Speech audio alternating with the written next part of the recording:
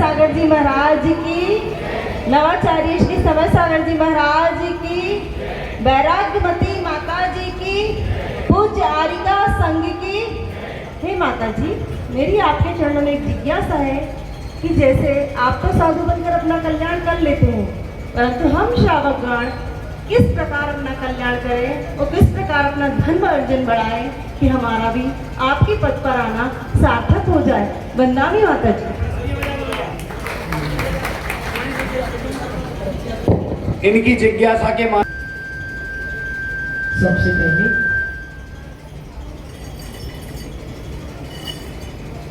हम लोग आचार्य के चरणों में, पूज्य माता जी के चरणों में नमन करते हैं कि सारी वसुधा को दिया, सारी वसुधा को दिया जिनने ज्ञान अपार। नमन उन्हीं आचार्य को करूं हजारों बार, करूं हजारों बार।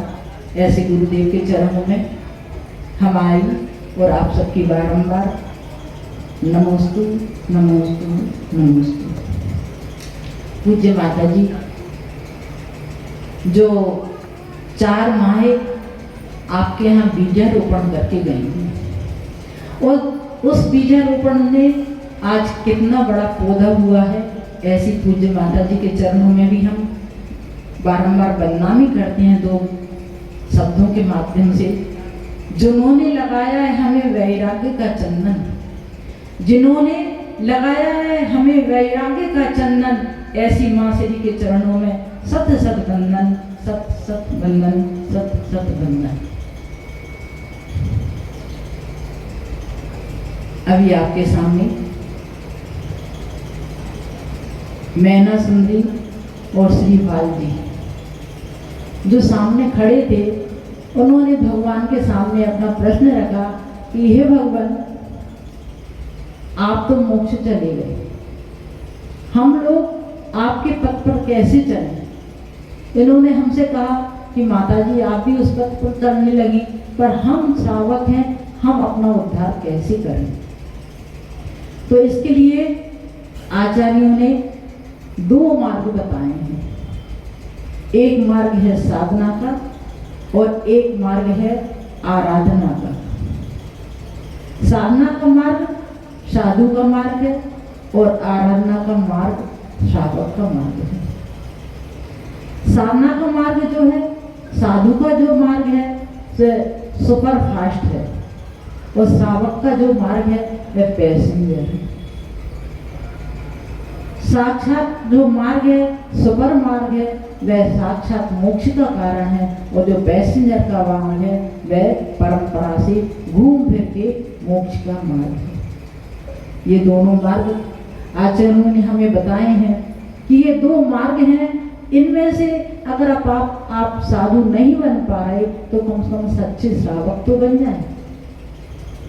अगर हमने सच्चे श्रावक बन के भी अपने जीवन को सार्थक नहीं किया तो हमारा जीवन यूं ही चला जाएगा, क्योंकि मनुष्य भाव बड़ी मुश्किल से मिलते हैं और मनुष्य भाव मिलने के बाद अगर हमने भगवान की भक्ति नहीं की, देव शास्त्र गुरु पर श्रद्धा नहीं किया, तो हमारा ये जीवन यूं ही निकल जाएगा।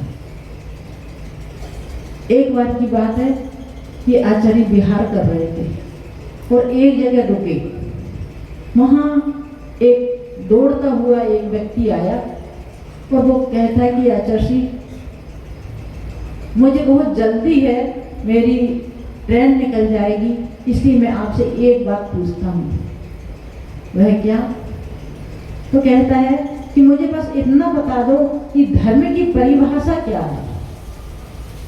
देखिए, उस व्यक्ति ने पूछा कि धर्म की परिभाषा क्या है, मुझे बिल्कुल 1 सेकंड में आप बता दो, क्योंकि मेरी ट्रेन निकलने वाली है। आचार्य तो बड़े हाजिर जवाबी थे। उन्होंने एक शब्द में उत्तर दे दिया, उसके धर्म की परिभाषा बता दी कि आज तक जो तुमने नहीं किया वही धर्म है।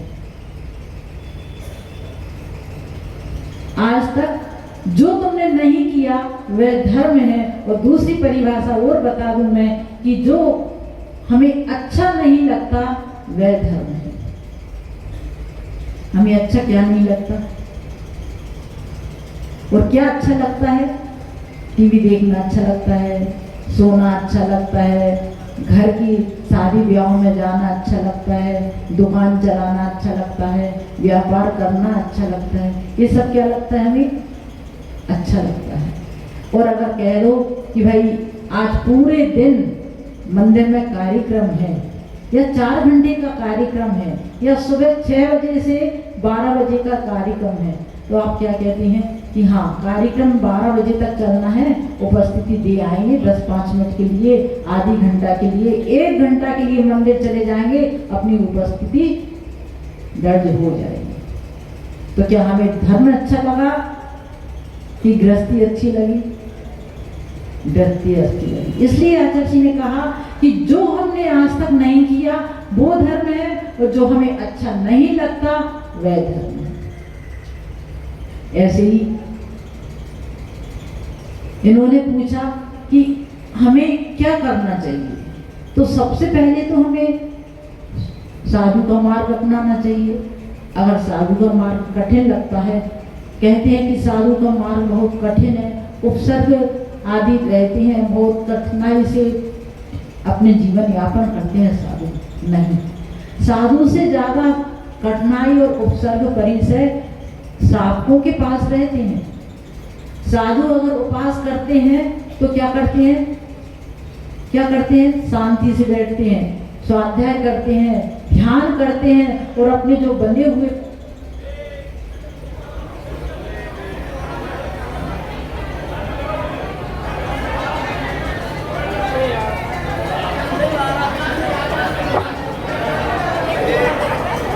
बैठ जाए। ये सभी लोग बैठे, अब नहीं आएगी वो, बैठ जाओ सभी लोग शांति के साथ। बोले शांतिनाथ भगवान की। देखो भगवान का जी का समोसरण लगा है, वो समोसरण में सभी लोगों को जगह मिलती है। 3 गति के जीव आते हैं यहाँ, तो वो भी 13 गति का जीव है, आ गया कोई बात नहीं, हो सकता है उसका भी कल्याण हो। भगवान के दर्शन करके कुछ प्रवचन के कुछ शब्द सुन के हो सकता है उसका कल्याण हो जाए, सम्यक दर्शन ग्रहण कर ले, इसलिए वो भी आ गई। अच्छा है, उसने भी भगवान के समोसरण में अपना स्थान बना लिया। तो अपनी बात चल रही थी कि साधुओं का जीवन उपसर्ग परिश्रमों से बीतता है, परंतु श्रावक क्या नहीं बीतता? क्या देखो, श्रावक साधु अगर उपवास करते हैं, केशरोंज करते हैं, विहार करते हैं, तो क्या उपसर्ग परिचय ही हो? नहीं, ये उनकी चर्या है। वो पैदल चलते हैं, इसलिए चलते हैं कि जीवों का विघात न हो। केशरोंज करते हैं, इसलिए करते हैं कि केशरोंज करने में जो भी खून निकलता है, जीव कोई छोटे छोटे हो जाते हों तो उनका भी घात होता है, तो उसके लिए वो उपवास करते हैं। और श्रावक अगर बाल बनवाने जाते हैं, कई लोग बड़े बड़े बाल कर लेते हैं, उनके अंदर कितने जीव हो जाते होंगे, क्या आप उसका प्रायश्चित करते हैं? नहीं करते। क्या आप पूरे दिन जो काम अपने दिनचर्या में जो भी काम करते हैं, क्या उसका प्रायश्चित करते हैं? नहीं करते। तो आप लोगों का तो कर्म बंद होता है, और साधु जो अपने उपवास आदि करते हैं उससे कर्मों की निर्णय होती है। तो उनके लिए इसीलिए कहा है कि उनकी सुपर फास्ट गाड़ी है, उनको मोक्ष जल्दी मिल जाता है। और आप जो उपसर्ग परिचय आपके ऊपर भी आते हैं। अगर आपकी दुकान में ग्राहक ज्यादा हो तो क्या आप ग्राहकों को छोड़ के जल्दी भोजन करने चले जाते हैं? नहीं जाते। अगर पूरे दिन ग्राहक रहते तो आप पूरे दिन भोजन नहीं करते, आप भी उपवास करते हैं, उस दिन पूरे दिन आपकी क्या हो जाती है? अनशन हो जाता है, उपवास हो जाता है। तो क्या आपका उपवास में माना जाएगा? आपकी वे लंघन मानी जाएगी, लंघन मानी जाएगी। आपने भले नहीं खाया तो आपका उपवास नहीं माना जाएगा। आपके कर्म के निर्णय में वह उपवास आपका काम में नहीं आएगा। तो आपके ऊपर भी साधु चलते हैं, चलते चलते उनके पैरों में दर्द हो जाता है।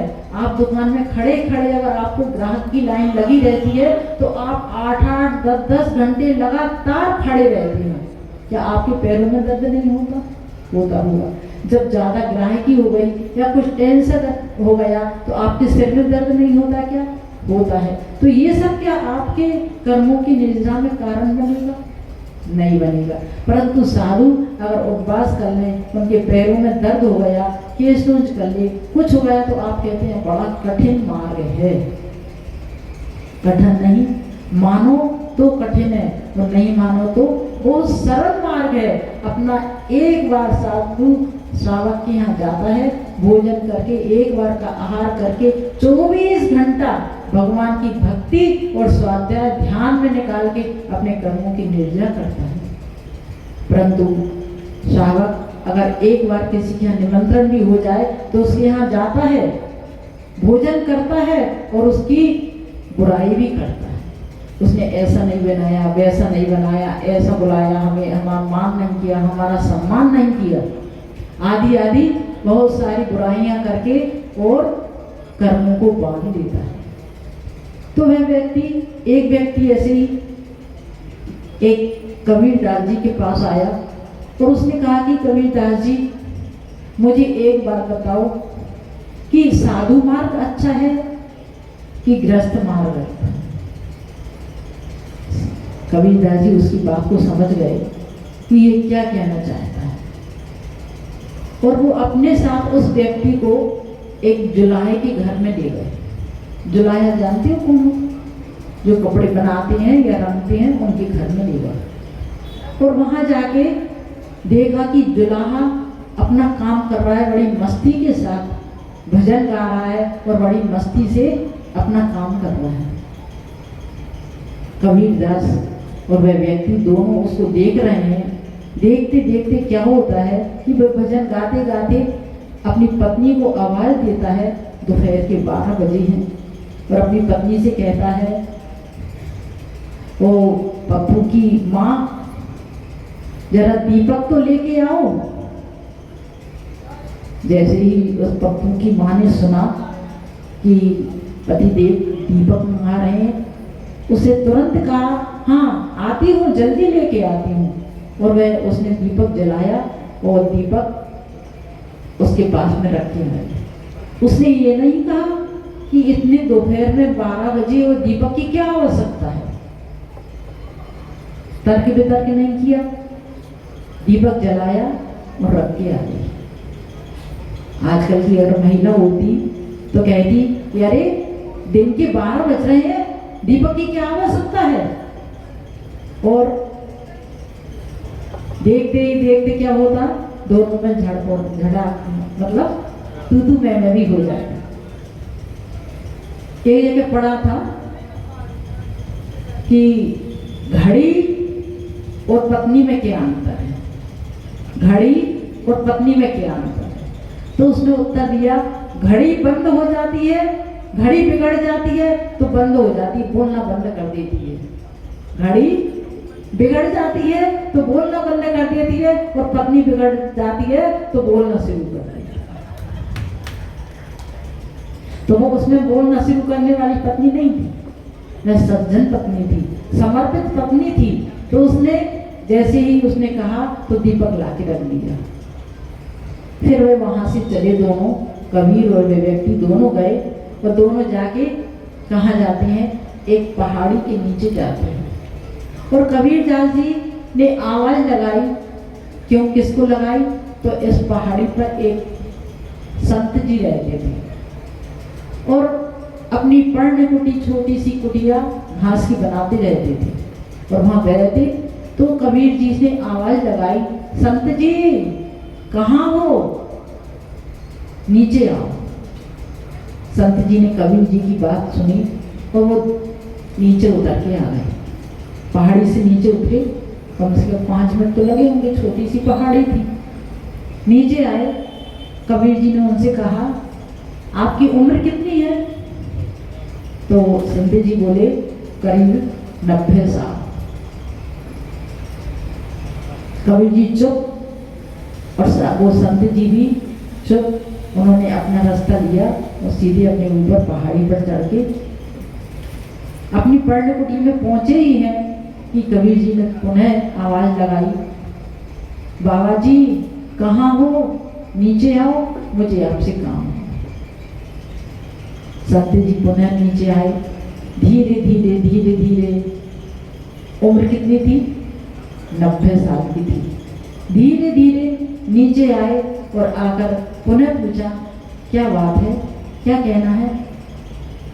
तो कबीर जी ने पुनः कहा कि आपका स्वास्थ्य ठीक है ना? संत जी ने कहा, बिल्कुल स्वस्थ हूं मैं, कोई प्रकार की व्याधि नहीं। इतना कहेंगे वह अपने रास्ते पर पुनः ऊपर चले गए और कबीर जाजी पुनः नीचे खड़े रहे, सोचते रहे। जैसे ही वे ऊपर पहुंचे ही नहीं पाए अपनी कुटी तक, और पुनः कबीर जी ने आवाज दी कि संत जी नीचे आइए, मुझे आपसे बहुत जरूरी काम है। वह संत जी 2 बार ऊपर चढ़ गए, 2 बार नीचे आ गए। सोचिए 90 साल की उम्र में क्या हो रहा होगा। कांपते हुए हाथों से पैर लड़खड़ाते हुए नीचे आए और अच्छे से बहुत धीरे से बोले, क्या बात है कबीर जी, आपने मुझे याद किया? कबीर जी बोले, क्या आपकी साधना ठीक चल रही है कि नहीं? कबीर जी ने धीरे से उत्तर दिया, मैं बहुत सुखी हूँ, मैं बहुत अच्छा हूँ, मेरी साधना बहुत अच्छे से चल रही है। इतना कहा कबीर जी अपनी रास्ते पर आ गए और संत जी अपने रास्ते पर चले गए ऊपर। पुनः जाके अपनी कुटिया में बैठ के अपना भगवान का ध्यान करने लगे। जब वह कबीरदास जी, जो व्यक्ति ने पूछा था कि मार्ग कौन सा अच्छा है, उस मार्ग को बताएं, तो कबीरदास जी ने उस व्यक्ति से कहा कि देखा भाई, तुमने अगर तुम्हें गृहस्थ बनना हो, उस जुलाई की पत्नी जैसी पत्नी हो तो गृहस्थ बनना। कि उसने एक बार भी कुछ पूछा नहीं, कुछ तर्क वितर्क नहीं किया, और उसने 12 बजे दिन के, और उन्होंने दीपक का कहा, उसने दीपक लाके दे दिया। उसका समर्पण जैसी अगर की पत्नी हो, तुम्हारा समर्पण पत्नी के प्रति और पत्नी का समर्पण तुम्हारे प्रति ऐसा हो तो तुम ग्रस्त बन जाना। और अगर ग्रस्त नहीं बनना है, साधु बनना है, तो समता परिणाम तुम्हारे हों। जैसे उस पर्णकुटी में रहने वाले साधु को 3 बार नीचे बुलाया। उम्र कितनी थी? 90 वर्ष। 3 बार नीचे बुलाया। उसने एक बार भी उसके चेहरे पर चिलसिकन नहीं आई, एक बार भी उसको गुस्सा नहीं आया, और वह 3 बार नीचे आए और तीनों बार जवाब देके अपनी कुटी में जाके ध्यान करने लगे। अगर तुम्हारे में इतनी क्षमता हो, ऐसे निर्मल परिणाम हो, तो साधु बन जाना, और समर्पण एक दूसरे के प्रति हो, संतोष एक दूसरे के प्रति हो, तो श्रावक बन जाना। तो ऐसे ही समर्पण और संतोष प्राणी जो होते हैं, वो ही इन मार्गों पर चल सकते हैं। आपके यहाँ की मेहनत सुनने ने हमसे पूछा कि माता जी कौन सा मार्ग अच्छा है। अब हमने दोनों मार्ग बता दिए उनके लिए। अब इनके ऊपर निर्भर है कि वो साधु बनना चाहती है कि ग्रस्त बनना चाहती है। अगर ग्रस्त बने तो कैसी बने? कैसी बने? समर्पण भाव के साथ अपनी गृहस्थी चलाएं, अपने सट आवश्यकों के साथ गृहस्थी चलाएं। अगर साधु बनना है तो ऐसे समता भाव के साथ साधु बने, क्योंकि ये समर्पण और समर्पण हमारा कैसा हो। एक बार की बात है, माता जी के साथ हम भी थे आदर्शी के पास। आदर्शी से कहा, आदर्शी हम सब कुछ छोड़ के आपके पास आए, हम सब कुछ छोड़ के आपके पास आए। सब कुछ हम सब घर गृहस्थी तो बसा ही नहीं, किंतु माता पिता भाई बहन दादा दादी जिस घर में रहते थे उस घर को सब कुछ छोड़ के हम आपके पास आए, और आप हमारा बिहार करवा देते हैं, आप हमारे लिए छोड़ देते हैं। सोचिए जब ये बात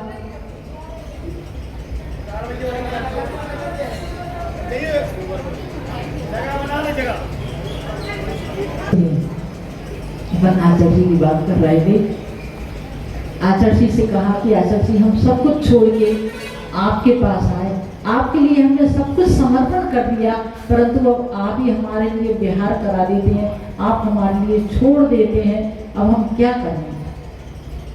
आचार्य जी ने कितना अच्छा उत्तर दिया। आचार्य जी कहते हैं कि देखो मैंने तुम्हें छोड़ा नहीं है, मैंने तुम्हें संसार से मोड़ दिया है।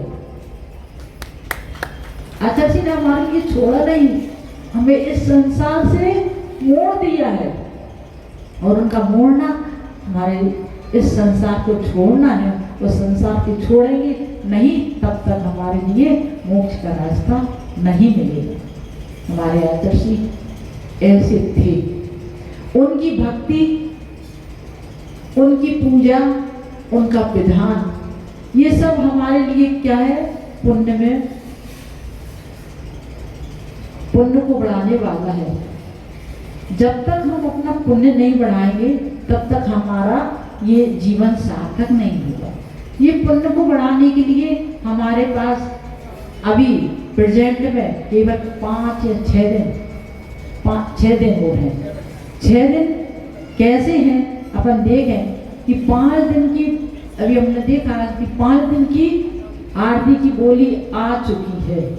मतलब आपकी भक्ति इतनी बढ़ रही है, इतनी बढ़ रही है कि लोग 5-5 दिन पहले से ही अपना रिजर्वेशन करा रहे हैं। और आपकी ये भक्ति की ऐसी खुशबू फैल रही है कि बाहर के लोग भी आने लगे हैं। आज देखा ना कि बंडा वाले आए और उन्होंने आते से ही क्या किया, शांति धारण कर ली। पहले जब वो शादी में आए थे तब क्या हुआ था, तुम सबने उनके पैर पखाड़े थे ना, शादी में आए थे तो तुम सबने उनके पैर धुलाए थे, परंतु तुम्हारी भक्ति ऐसी रंग लाई, आपकी भक्ति की खुशबू बंडा तक पहुंची, और बंडा से वो आए तो पहले उनने पैर धुलाए थे, आज उन्होंने इतना पुण्य एकत्र किया कि भगवान के ऊपर उन्होंने जड़ डाला, भगवान का नमन करा। पहले जब वो आए थे तो अपनी बारात लेके आए थे, और बारात में स्वयं बैठे थे और उनके दोस्त उनके सामने नच रहे थे। नचे थे कि नहीं? नचे। तुम लोगों को उन्होंने नचाया था। पूरे ससुराल वाले जो होते हैं, लड़की के पक्ष वाले, वो क्या करते हैं, जब बारात आती है तो उनकी आरती उतारते हैं, नचते हैं, आदि आदि करते हैं। परंतु आज ये आपके पुण्य के माध्यम से इतना पुण्य की खुशबू फैली कि वो आज यहाँ आके भगवान के सामने स्वयं नाचे, स्वयं ने आगे भक्ति की। तो ऐसी भक्ति, उसके साथ साथ जैसी नगर वाले जो आज यहाँ आए हैं, हम लोग जब आचार्य जी के पास से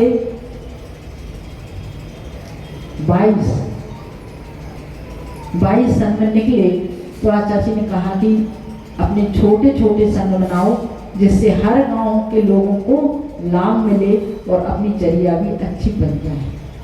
तो आचार्य जी के निर्देश अनुसार हमारी माता जी चलने वाली, और उन्होंने सबसे पहले हमें गर्मियों के दिनों में जैसी नगर पहुंचाया था। उस जैसी नगर में हम गए, आज से 4.5 साल हो गए। जैसी नगर वालों के पास भी आपकी भक्ति की खुशबू पहुंची तो आज वो भी आ गए और उस भक्ति में सम्मिलित हो गए। तो ऐसी आपकी भक्ति आपको एक भव में नहीं, भव भव में ये भक्ति आपके काम में आएगी। ऐसी ही समूहशरण की रचना 3 दिन के बाद भी समूहशरण की रचना हो गई, और रचना होने के कारण ये सब बाहर के लोगों का आना भी शुरू हो गया है। ऐसी भक्ति हमें करना है।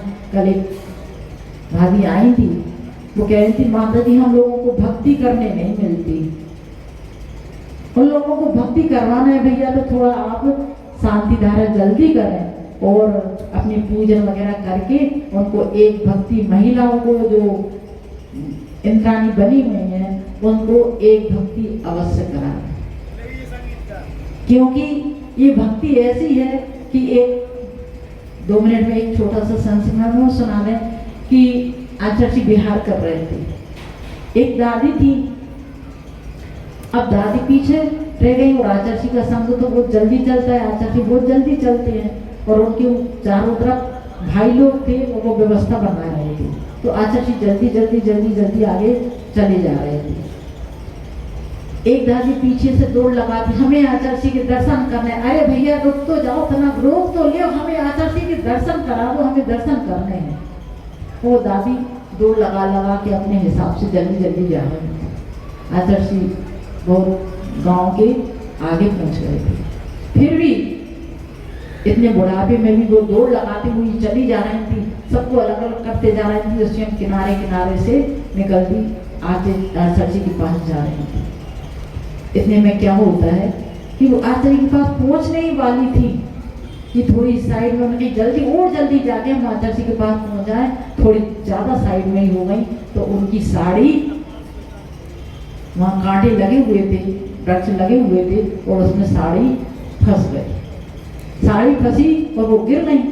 गिरी तो सब लोगों ने देखा, अरे दादी गिर गई, अरे दादी गिर गई, दादी गिर गई। उसकी भावना देखो, उसकी भक्ति देखो।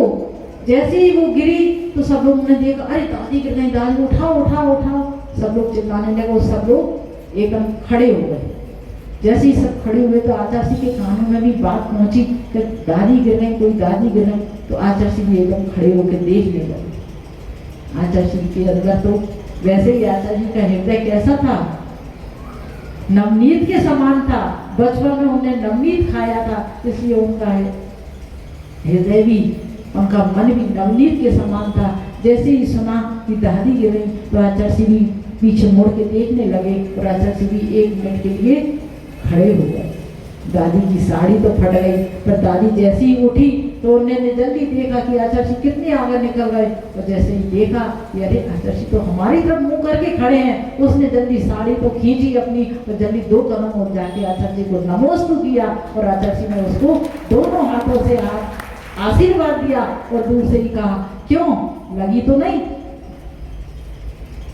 वह माँ, उसकी भक्ति धन्य हो गई वह कि आचार्य ने उसके अपनी दोनों निगाहों से निगाहें भर के देखा और उसके शब्द कहे कि क्यों लगी तो नहीं। आचार्य का एक शब्द भी अगर मिल जाता था तो लोग आनंदित हो जाते थे। आचार्य का दर्शन बस मिल जाता था तो लोग आनंदित हो जाते थे। तो ऐसे ही वह माँ धन्य हो गई जब आचार्य ने दोनों हाथों से उसको आशीर्वाद दिया और बस इतना ही कहा, क्यों लगा तो नहीं? इतना आचार्य ने कहा।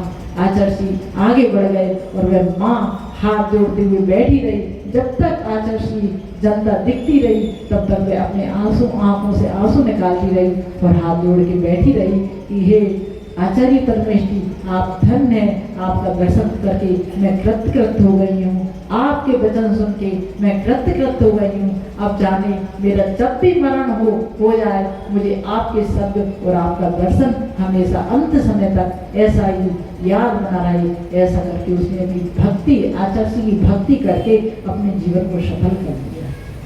हमें भी ये भक्ति का मौका मिला है। हम सब भगवान की भक्ति करके अपने जीवन को सफल बनाएं। आपके 10 भी बज गए हैं, अब आपको 32 सर्किट चलाना है। आप लोग जल्दी आए तो आपका विधान भी जल्दी होगा।